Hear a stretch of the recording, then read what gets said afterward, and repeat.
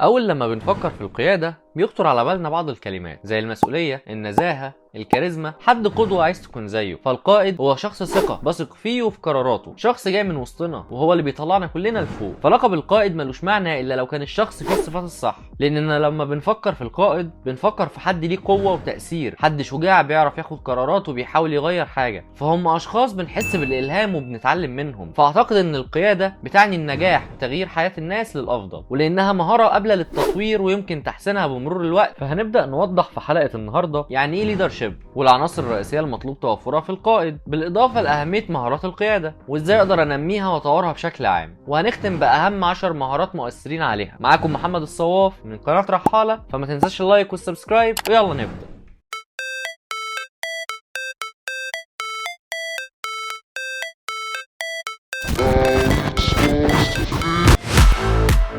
في البداية كده خلينا نعرف يعني ايه ليدرشيب. فالقيادة هي القدرة على التوجيه والتأثير على الآخرين لتحقيق أهداف محددة أو رؤية مشتركة، وده بيحصل من خلال دور القائد ومسؤولياته تتمثل في بعض الحاجات زي التعامل مع أعضاء الفريق جميعا كأفراد أو كمجموعة، تحفيز الفريق لإخراج أفضل ما فيهم وتشجيعهم على الاستمرار، توجيه جهودهم بطريقة فعالة وبشكل صحيح، وكل ده طبعا في سبيل النجاح وتحقيق الأهداف والنتائج المطلوبة. فمعروف عن القادة انهم اشخاص بياخدوا قرارات سليمة وصعبة في بعض الاحيان، وانهم بيعبروا عن رؤية واضحة وبيحطوا اهداف قابلة للتحقيق، وكمان بيزودوا الفريق بالمعرفة والادوات اللازمة لتحقيق الاهداف دي. فمهارات القيادة مكونة من 5 عناصر رئيسية، لو عرفتهم وقدرت تمتلكهم فدي هتكون اول خطواتك عشان تكون قائد ناجح. فتعال نوضح العناصر الرئيسية الموجودة في اي قائد وازاي يحقق كل عنصر منهم. فهي مكونة من 5 عناصر رئيسية زي ما قلنا، رغم اختلاف نسبة اهمية كل عنصر فيهم. فهم الفيجن، الكوميونيكيشن، الكاريزما، بيبول مانجمنت، والكومبتنس. وخلينا نبدأ بأهمهم وهو الفيجن، الرؤية يعني، ونقدر نعرفها كالتالي. فهي القدرة على التصور وتحديد الأهداف الرئيسية للفريق أو المنظمة وتوضيح كيفية تحقيقها. فنقدر نلخص الرؤية في نقطتين وهما: 1 تحديد الأهداف، 2 تحديد كيفية تحقيقها. وعشان يكون عندك رؤية سليمة فلازم تمر ب4 مراحل رئيسية، فخلينا نوضحهم. 1 تحديد الهدف، فحط هدف رئيسي بيتناسب مع رؤيتك الشخصية أو رؤيتك للفريق أو المؤسسة، وخليه محدد وكمان قابل للقياس وبرضه قابل للتحقيق، وما يمنعش إنك تكون طموح فيه شوية ويكون له علاقة بموضوعنا طبعا، وليه وقت محدد المفروض يتحقق فيه. بعد كده تحليل الوضع، حدد العوامل الداخلية الثابتة زي نقاط ضعفك ونقاط قوتك، والعوامل الخارجية اللي مالكش تحكم فيها زي التهديدات اللي هتقابلك والفرص اللي ممكن تستغلها. وبعدها حط خطط استراتيجية، خطط عمل محددة لتحقيق الرؤية دي يعني، وكمان تحديثها باستمرار نتيجة للتحولات والتطورات المستقبلية. وحدد الأولويات وكل النقط الثابتة اللي تقدر تستغلها في الخطة. وأخيرا توضيح الرؤية، فلازم تقوم بتوضيح الرؤية بطريقة ملهمة وتخلي الفريق يشارك رؤيتك. انها بالنسبه للبيبول مانجمنت، اداره الاشخاص او اداره الفريق يعني، فنقدر نعرفه كالتالي: هو القدره على فهم واداره العلاقات والافراد في الفريق لتحقيق الاهداف المشتركه. فنقدر نلخصها في نقطتين برضو وهما: 1 فهم الافراد في الفريق، 2 اداره العلاقات داخل الفريق. وعشان تقدر تقوم باداره سليمه فلازم تعمل 3 حاجات رئيسيه، فتعال نوضحهم واحده واحده كده. 1 فهم افراد الفريق، فاعرف نقاط ضعف وقوه كل شخص منهم وافضل كيفيه للتعامل معاه. الاستماع والتواصل، فاستمع ليهم بانصات لفهم احتياجات الفريق والتواصل بشكل واضح وفعال. تحفيزهم وتقديرهم، فلازم تقدر اسهامات الافراد وحافظ على جو محفز ومشجع لمساعدتهم في تحقيق الاداء المتميز. وده يدخلنا على الكوميونيكيشن، التواصل، ونقدر نعرفه كالتالي: هو القدره على نقل المعلومات والافكار بفعاليه بين الافراد او الفرق. ومش هتكلم عنه كتير لاننا عاملين حلقه كامله عنه تقدر ترجع لها في اي وقت وهتلاقيها في الاي اللي فوق، بس خلينا نقول ابسط الايمان. عشان تقدر تتواصل بفعاليه على ما تسمع الحلقه هتحتاج تعمل 3 حاجات رئيسيه برضه، واول حاجه منهم هي الاستماع الفعال. فخليك مستعد للانصات للشخص مش مجرد سماعه، لفهم آرائه والرد بشكل مناسب عليه.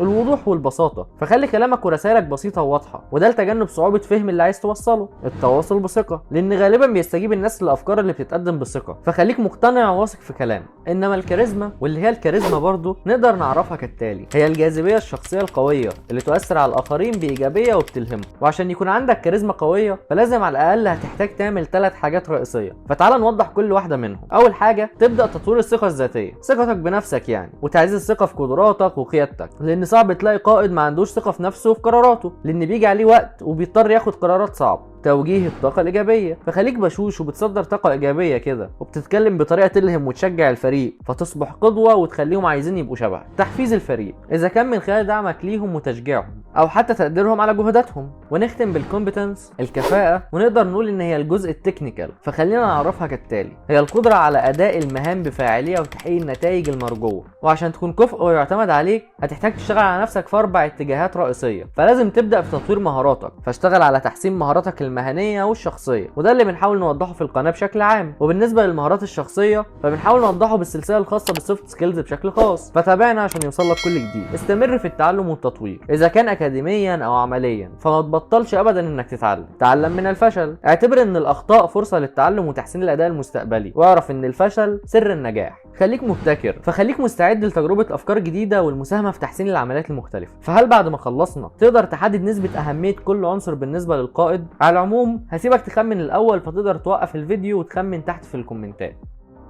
فبعد ما خمنت، حابب بقى اصدمك بالنسبه الغير متوقعه بالمره. فالرؤيه مهمه بنسبه 35%، وهي اهمهم طبعا. وبعدها بيجي في المركز الثاني اداره الفريق، وتيجي بنسبه 33%. وبالنسبه للتواصل، وانا شخصيا اتفاجئت وحسيت ان المفروض يكون اعلى من كده، فهي جت بنسبه 19%. والكاريزما فهي قبل الاخيره في الاهميه، وحصلت على نسبه 8%، واظن نسبه مخيبه للامال طبعا. والكفاءه واللي كانت صدمه فبتيجي باهميه مقدارها 5% فقط. فده بيفتح عينينا ان مش كل شخص شاطر في شغله يقدر يكون قائد ناجح. فبعد ما وضحنا اهميه كل عنصر من عناصر القياده وازاي تحققه، ليه مهم يكون عندك مهارات قياديه اصلا، وده يدخلنا على اهميه مهارات القياده. فهي بتساعدك في تعزيز التواصل، فالقاده العظماء متميزين في التواصل، وده اللي بيطور فعاليه التفاعل مع الاخرين. بناء علاقات قويه ومؤثره، فهي بتساعد في بناء علاقات ايجابيه مع الاخرين وتعزيز التفاعل الاجتماعي معاهم. تحقيق الاهداف، فممكن للقيادة الشخصية ان تساعد في وضع اهداف شخصية والتفكير بشكل استراتيجي حول كيفية تحقيقها.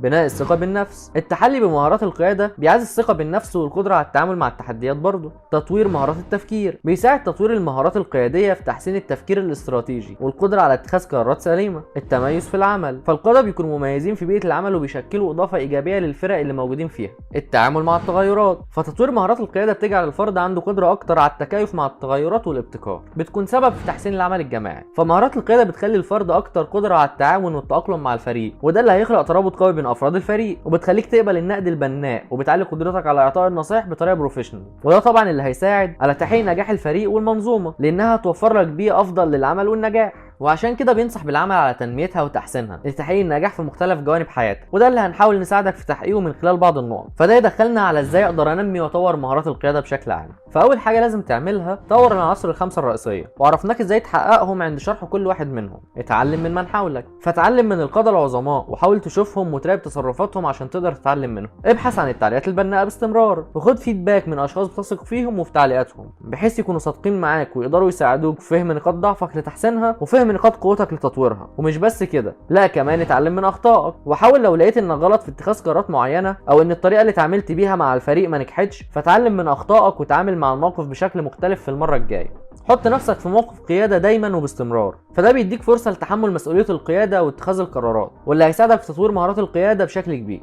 شارك في عمل تطوعي او نشاط طلابي، وحرفيا هيوفر لك كل الحاجات اللي قلناها عشان تقدر تنمي مهاراتك وتطورها. وعاملين فيديو كامل موضحين فيه اهميتها، ممكن ترجع له في اي وقت. وبعد ما عرفت ازاي اقدر انمي واطور مهاراتها بشكل عام، دلوقتي يجي دورنا اعرفك اهم 10 مهارات مؤثرين على مهارات القياده، وده عشان تهتم بيهم وتقدر تطورهم بشكل خاص. فاول حاجه معانا هي الكوميونيكيشن سكيلز، مهارات التواصل، القدره على التعبير عن افكارك ومشاعرك بوضوح وفهم اللي بيقولوه الاخرين والتواصل بفاعليه معاهم، واتكلمنا عنها بالتفاصيل في فيديو سابق تقدر ترجع له. ايموشنال انتليجنس، الذكاء العاطفي، وهي القدره على التحكم واداره عواطفك وفهم مشاعرك ومشاعر من حولك. ديسيجن ميكنج، مهارات اتخاذ القرار والنظر في البدائل وتقييم النتائج. كونفيدنس سكيلز، مهارات الثقه والقدره على الظهور والتحدث بثقه في اي مكان، وغالبا بيستجيب الناس للافكار اللي بتقدم بثقه زي ما وضحنا. تيم وورك سكيلز، مهارات العمل الجماعي وبناء فرق قويه وتعزيز التعاون وحل النزاعات داخل الفرق والتعاون بفاعليه. تايم مانجمنت، اداره الوقت وتحديد اولويات المهام والاهداف والتغلب على المماطله والتحكم في الملهيات. بروبلم سولفنج سكيلز، حل المشكلات، التفكير التحليلي والابداع والتفكير النقدي واستراتيجيه اتخاذ القرار. كونفليكت ريزوليوشن سكيلز، مهارات حل النزاع، فهي القدره على التعامل مع النزاعات بشكل بناء والبحث عن الحلول الملائمه. موتيفيشن سكيلز، مهارات التحفيز وانك تعرف تحفز نفسك وفريقك وتتغلب على الشك الذاتي اللي عندك والشك اللي عندهم. كرييتيف ثينكينج، مهارات التفكير الابداعي والقدره على البحث عن حلول ابداعيه للمشاكل والتحديات. فتطوير المهارات دي هيساهم بشكل كبير في تعزيز القياده عندك، فحاول تهتم بيهم عشان تكون قائد ناجح ويعتمد عليه. وبكده يبقى وصلنا لاخر حلقتنا، اتمنى ما كنتش طولت عليكم. وانتظرونا في الحلقات اللي جايه، وافتكر ان بدايه رحلتك دايما هتكون من هنا. مع السلامه.